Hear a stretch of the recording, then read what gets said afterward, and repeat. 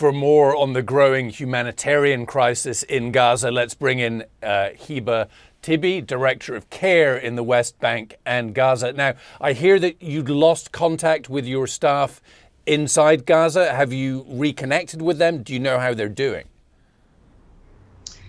Unfortunately, we lost connection with our colleagues for almost 30 hours, and these hours were the longest in our lives. Thank God we were able to reconnect with them. They are all accounted for so far. They are still in the south, still in the same shelters, and they are, at least for now, they are safe. But as you know, there is no safe space in Gaza. And what are you hearing from them about the broader situation in Gaza, about the situation that Gazans are living under right now? Unfortunately, now it's almost 3 weeks that the situation is becoming more and more catastrophic, dire and tough. People are still in the shelters. They are becoming more and more crowded. As you know, half of the population almost had to be internally displaced, evacuated to the south. Still, there is no consistent water, no drinking water. Fuel is they lack the access to fuel, and now the cooking gas also. Bread is being also rationed in the families' usage in all the communities. They cannot access health services.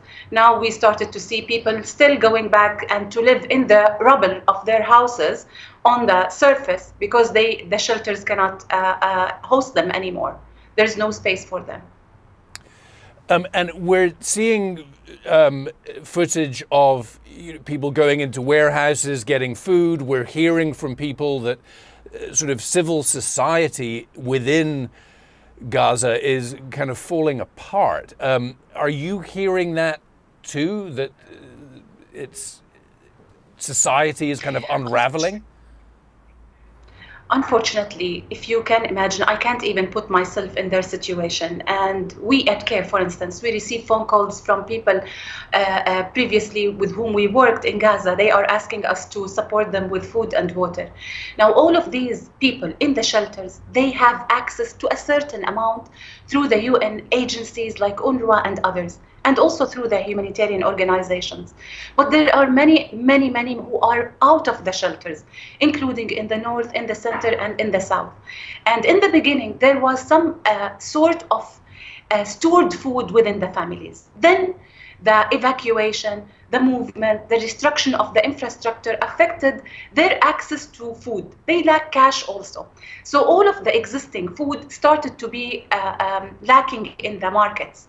And if I have kids who are hungry and thirsty, I would do anything. I don't put myself in their situation. But now it's 3 weeks, my dear. And this is possible. I can't confirm it, but this is possible. They need food and water.